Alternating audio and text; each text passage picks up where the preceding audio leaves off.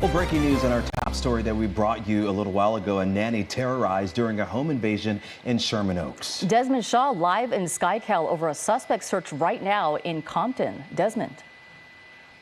Susie and Chauncey, that's right. Even though the burglary happened in Sherman Oaks, LAPD was able to track the suspects down here to Compton. You see their helicopter that is flying. We are just to the north of Compton Airport. I'll widen out, put up our map tracker, show you the area that we're talking about. You see their spotlight. We can confirm the two suspects are now in custody, looking for at least one more. I believe that they thought that there were three in that vehicle when they tracked them down here to the Compton area. One of them was last seen running westbound, apparently hopping over some of the fences here. So a lot of officers set up here with a perimeter looking for at least one more of those burglary suspects.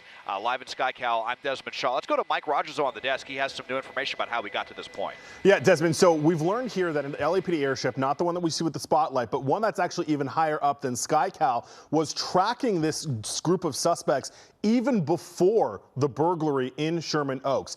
That is a tool that the LAPD has said that they will be using, are these airships high up in the sky. So they were using this. I actually listened to some of the radio traffic when these suspects made that turn on Greenleaf in Sherman Oaks. They actually witnessed the burglary, got units there as soon as they could, the units that were trailing them to go check on the victims here. Then they continued to trail that car all the way down the 405, east on the 105, south on the 110, until they got into the Compton Airport here, or north of the Compton Airport, rather. So LAPD officers from a specialized unit, not Van Nuys Division where this happened, but a specialized unit is onto these guys, have been tracking these guys even since this burglary, and now, hopefully, they're getting a prolific crew off the street here. If they were tracking them even before tonight's burglary, that means they knew who they were and had suspected them of doing other things. So hopefully these guys will be taken into custody, and hopefully they'll be able to tie them to not only tonight's burglary, but to others as well if they're accused of that. So basically what you're saying, Mike, is that they had some information to go off of prior to this happening tonight? Yeah, so I went back and looked at the movement of the airship. The airship had been trailing these guys